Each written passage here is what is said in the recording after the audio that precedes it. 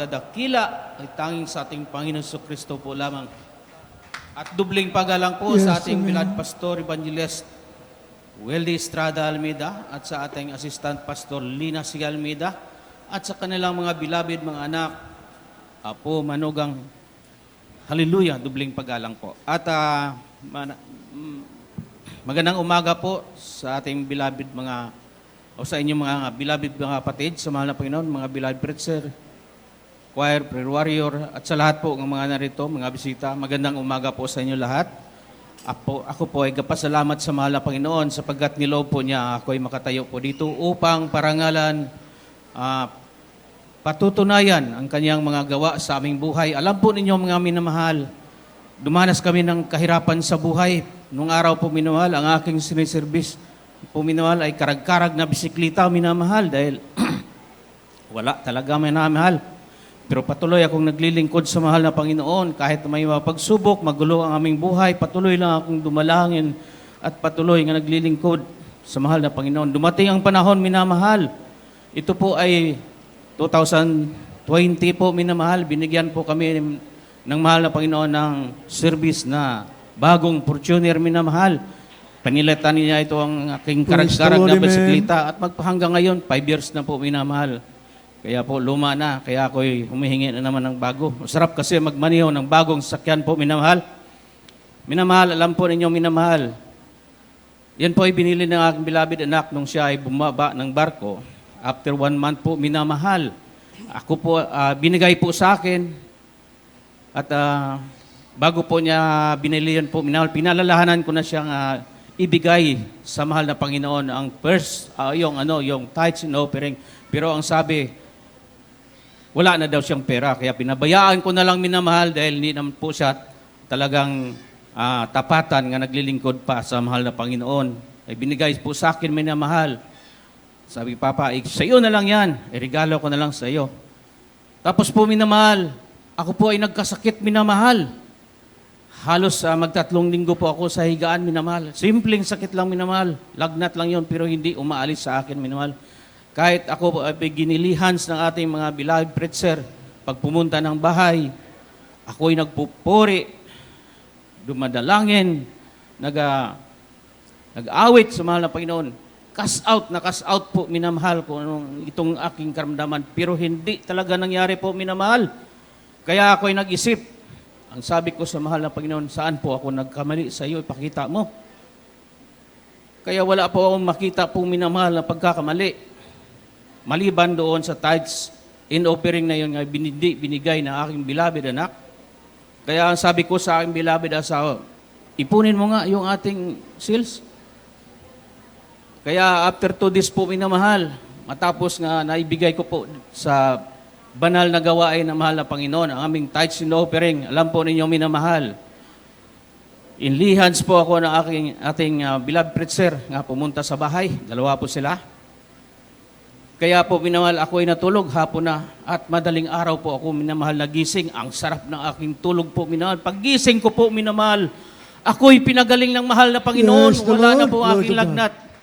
Kaya tunay po minamahal nga aking naisip na kung tayo pala ay may pagkakamali sa mahal na Panginoon, kahit anong dalangin, lihans na lihans kung tayo po minamahal ay may mga sabit po minamahal, talagang hindi diringgin ng Diyos ang ating dalangin. Kaya tunay po minamahal, mula noon, iniiwasan na talaga namin ang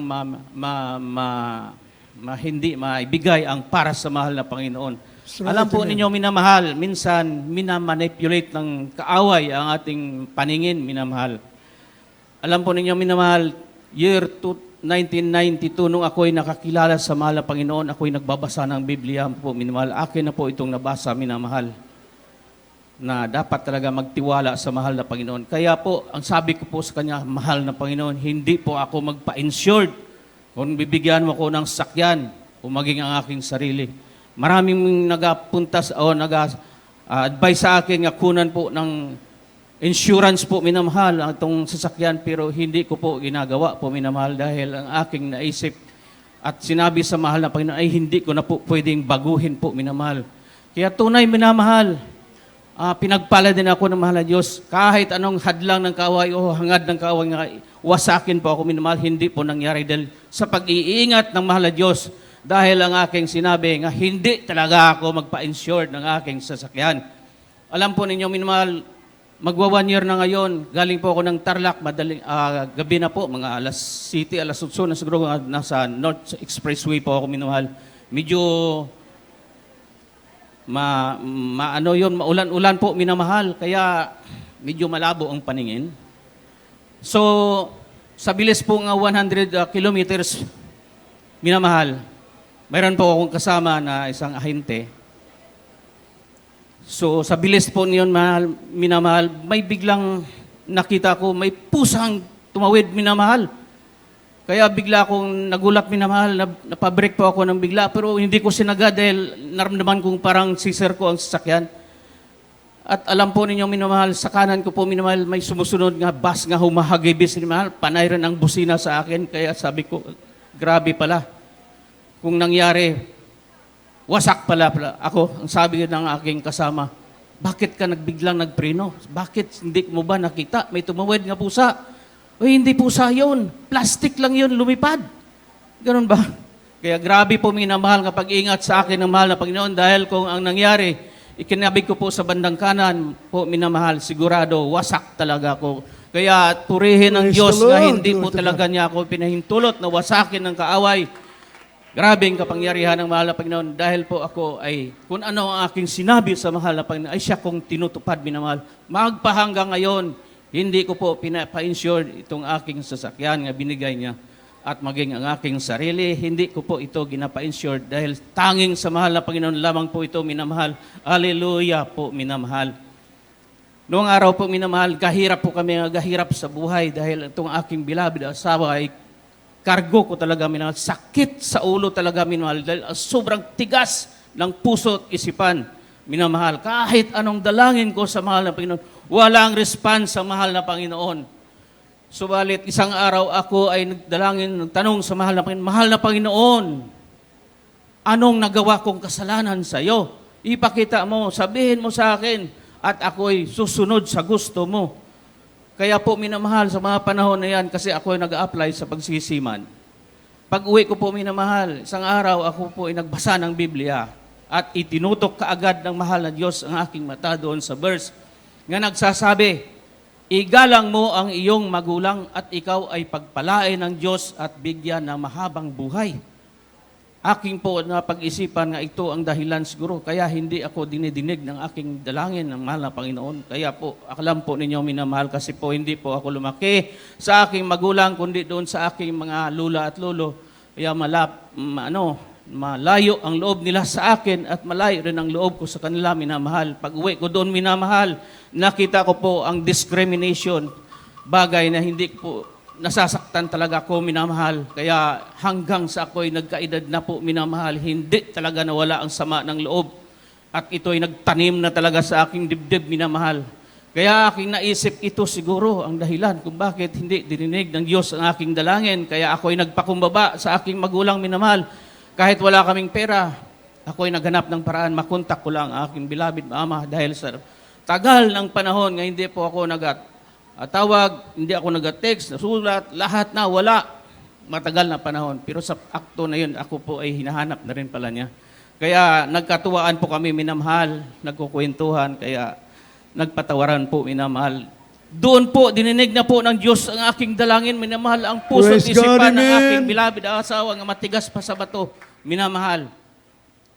Hinipo na ng Diyos, minamahal. Dahil ang aking dalangin, maglingkod siya sa mahal na Panginoon. Hindi na niya kapuutan yung aming binibigay, tithes in offering at first fruit.